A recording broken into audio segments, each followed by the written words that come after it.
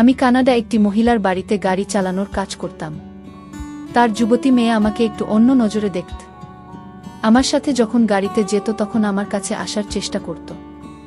একদিন সেই মহিলা বলে, তুমি আমার মেয়েকে 2 মাসের জন্য বিয়ে করে নাও, পরিবর্তে তোমাকে আমি অনেক টাকা দেব, আর যদি রাজি না হও তবে তোমাকে জেলে পাঠিয়ে দেব।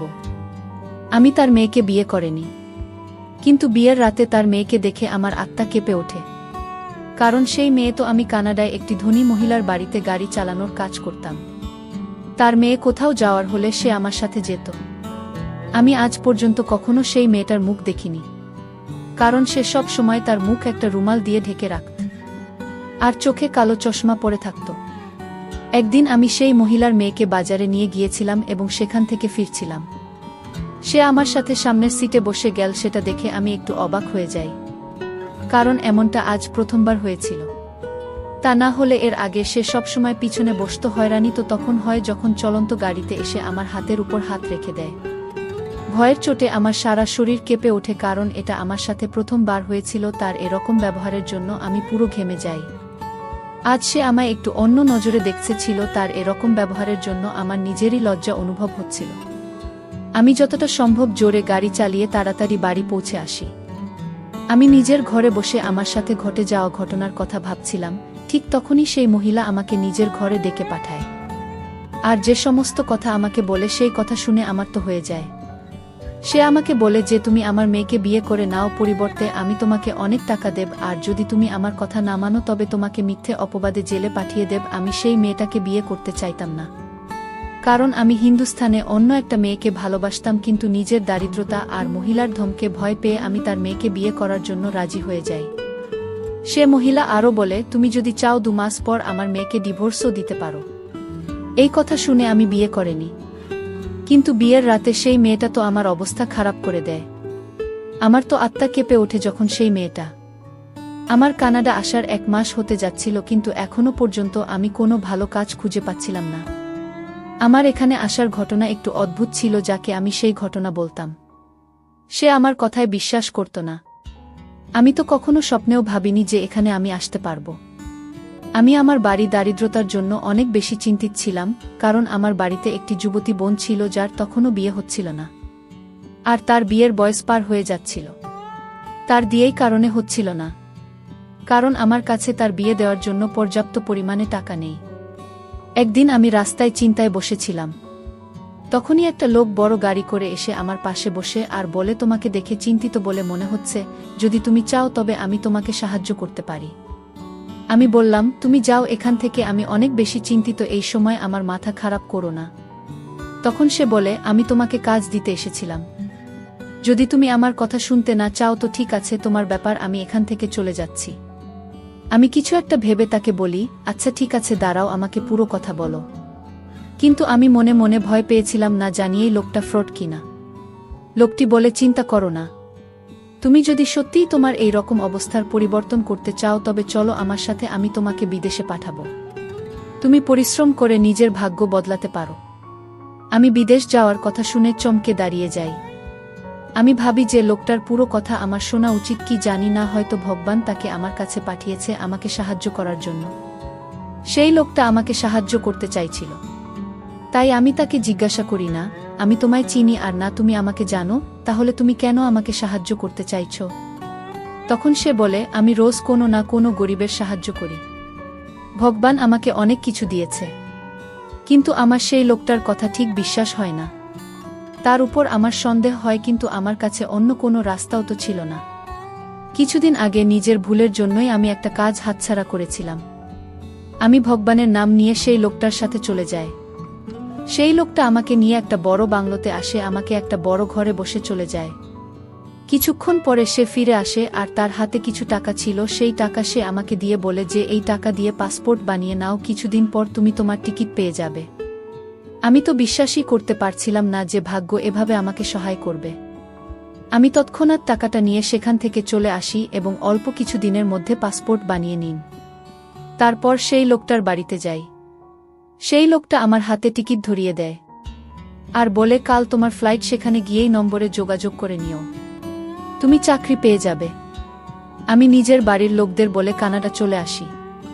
কিন্তু এরপর থেকে বেরোনোর পর যখন আমি নিজের পকেটে সেই নম্বর খুঁজি তখন আমি খুঁজে পাইনি। আমার মনে হয় যে হয়তো সেই নাম্বারটা হারিয়ে ফেলেছি। আমার তো পায়ের তলা থেকে মাটি সরে যায়। এখন আমি কি করব? আমি তো এখানে কাউকেই চিনি না, জানিও না। না জানি সেই লোকটাকে ছিল যে আমাকে এত সাহায্য করে আমাকে এখানে পাঠিয়েছিল। আমার কাছে সেই লোকটার কোনো যোগাযোগ নম্বর ছিল না।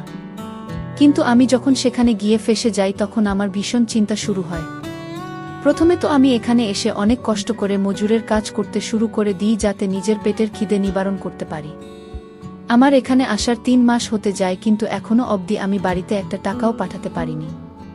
এখানে নিজের পেট চালানোর আমার জন্য কষ্টকর হয়ে দাঁড়ায়। কোনো রকমভাবে আমি নিজের জন্য দুমুঠো দুবেলা খাবার জোগাড় করতাম। হয়তো ভগবানেরও আমার উপর দয়া হয়। আর একজন ধনী লোক তার বাড়িতে নিয়ে গিয়ে মালির কাজ দেয়। সেখান থেকে আমি ভালো মাইনে পেতাম। সেখানে মালিকের এক মহিলা আত্মীয় প্রায় মালিকের বাড়িতে আসত। সে যখনই আসত আমাকে গভীরভাবে দেখত। আমি তার এইভাবে তাকানো খুব ভালো করে লক্ষ্য করতাম। একদিন আমার মালিক তার সেই আত্মীয় মহিলার বাড়িতে আমাকে পাঠিয়ে দেয় আর বলে, আজ থেকে তুমি ওখানে কাজ করবে আর তার বাড়িতে গাড়ি চালানোর কাজ করবে। সেই মহিলা আমাকে ভালো টাকা মাইনে দেয় আর আমাকে থাকার জন্য একটা ভালো ঘর দেয়। কিন্তু এখানকার চাকরা ছোট একটা ঘরে থাকত। শুধুমাত্র আমাকেই থাকার জন্য আলাদা একটা ঘর দেওয়া হয়েছিল। এই মহিলার একটা যুবতী মেয়ে ছিল। সে যখনই কোথাও যেত নিজের সাথে আমাকে নিয়ে যেত, কিন্তু আজ পর্যন্ত আমি কখনো তার মুখ দেখিনি। সে নিজেকে একটা চাদরে ঢেকে রাখত আর তার মুখে রুমাল দিয়ে ঢাকা থাকত। কিছুদিন যেতে না যেতেই সেই মেয়েটার ব্যবহার আমার একটু অদ্ভুত লাগতে শুরু করে। যখনই সে আমার সাথে কোথাও যেত তখন সে ফেরার সময় গাড়ির সামনের সিটে বসে ফিরত আর নানা অজুহাতে আমার কাছে আসার চেষ্টা করত। আমার হাত ধরত, কিন্তু ভয়ের কারণে আমি কিছু বলতে পারতাম না। একদিন সেই মহিলা আমাকে নিজের ঘরে ডেকে পাঠায় আর আমাকে বলে, তোমার বোনের জন্য তোমার কত টাকা প্রয়োজন? আমি তাকে বলি যে আমার 1 লাখ লাগবে, তার দিয়ে সমস্ত জিনিস কিনতে হবে। আমার 3 জন অবিবাহিত বোন রয়েছে, তাদের সবার বিয়ে দিতে হবে আমায়। আর আজকাল তো তুমি জানো জিনিসপত্রের কত দাম। আর তাছাড়া ছেলের বাড়িতে তো অনেক চাহিদা। সেই মহিলা বলে, তোমার যত টাকার প্রয়োজন আমি তোমাকে দেব, যা দিয়ে তুমি তোমার বোনের বিয়ে দিতে পারবে।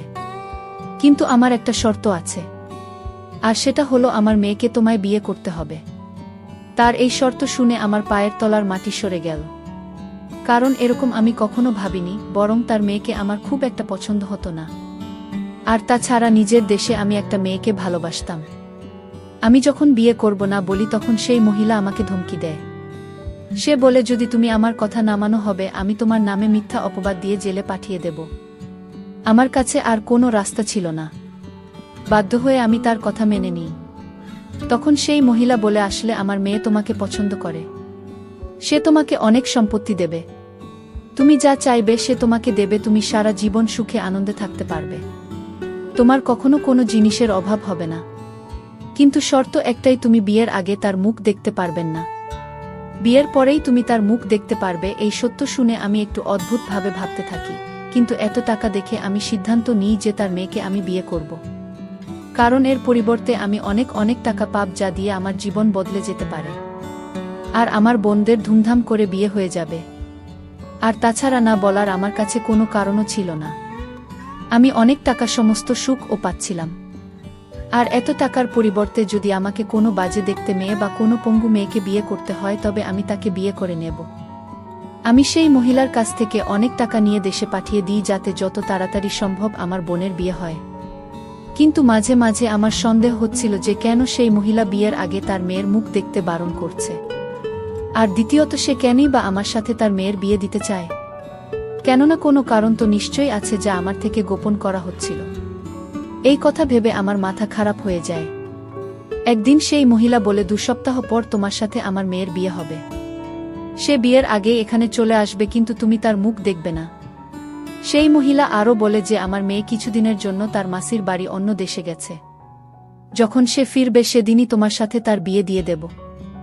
আমিও হ্যাঁ বলে দিই। আমার মনে হচ্ছিল এই মহিলা আমাদের বিয়ে খুব সাধারণভাবে দেবে। কিন্তু সেই মহিলা খুব ধুমধাম করে বিয়ের ব্যবস্থা করেছিল। আমি খুব অবাক হয়ে গেলাম। কিন্তু তার মেয়ে তখনও ফেরেনি। আমার মনে হয় সে কি একদম বিয়ের দিনই ফিরবে, আর সেটাই হল বিয়ের দিন। আমি সকালবেলা নিজের ঘর থেকে দেখি যে গাড়ি থেকে একটা মেয়ে নেমে ঘরে চলে গেল। আর সব সময়ের মতোই তার মুখ রুমাল দিয়ে ঢাকা ছিল। সে ওই মহিলার মেয়ে ছিল যে আমার বউ হতে চলেছে, কিন্তু আজও সে তার মুখ রুমাল দিয়ে ঢেকে রেখেছিল। এই সব কিছু দেখে আমি অবাক হয়ে যাই। তারপর ভাবি, যাই হোক, আজই তো বিয়ে, আর কিছুক্ষণ পর বিয়ের পরেই তো এই রহস্য ভেদ হয়ে যাবে। এখন শুধুই বিয়ের অপেক্ষা করছিলাম। নিজের বাড়িতেই বিয়ের ব্যাপারে কোনো কিছুই বলিনি, কারণেই দিয়ে কতদিন টিকবে, আদৌ টিকবে কি না তা আমি জানতাম না। তাই নিজের বাড়িতেই সব কিছু জানিয়ে আমি তাদের চিন্তায় ফেলতে চাইনি।